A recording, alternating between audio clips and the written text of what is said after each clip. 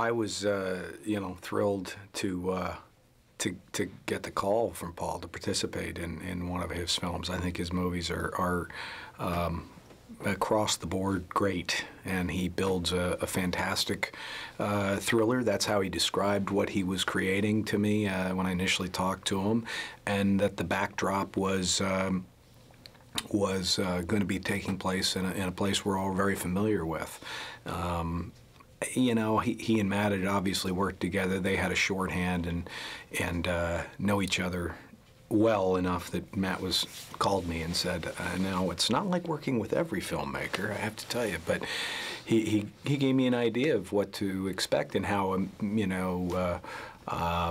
Unexpected the activity on the set is, and how fast it moves, and how quickly things are changing and adjustments. And he said it'll throw you at first, but I think you'll be really satisfied in the end. And he's right. He's right. I really had a great time doing the film. We didn't have any rehearsal time. No, we didn't. Yeah, we just kind of went straight into the fire, actually. I landed in Spain, and about you know, 12 hours later was on a set and told that, you know, get a costume, and then I realized, then talked to Paul, and I said, maybe you should have some glasses. We didn't have any glasses. The props didn't have any glasses, so I got into a car with some of the costume girls, and we drove around the south of Spain looking for an optical store where we found Clark Poundstone's glassware. So it was a pretty odd way to kick off the movie, but we got right into it, and I think part of his process, you know, for all of us was you know, the first few days were very.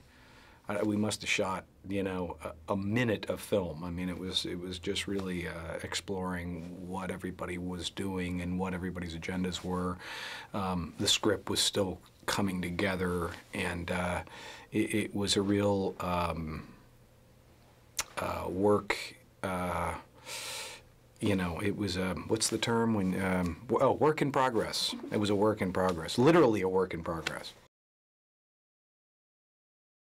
The story suggests that before the movie even began, Clark Poundstone, the Pentagon official I play, was involved in some very high-level discussions, and has access to a source that has clearly identified what a threat Iraq is and where the weapons are, where specifically they are, what they are, and how we can get them, and that is being choreographed by me to not only Washington but to the press, and as the story moves along, I think it becomes clearer and clearer that not everything I'm peddling is necessarily accurate, and somebody starts to question that.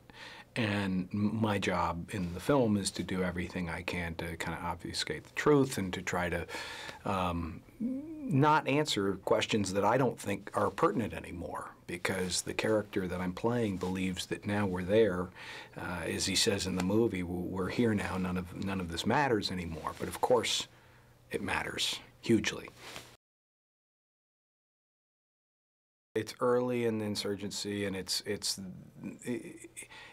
unclear what the political fallout internally in Iraq is going to be, and I think, you know, that pulls from you know, no question, the real life scenario that's in some ways still playing out.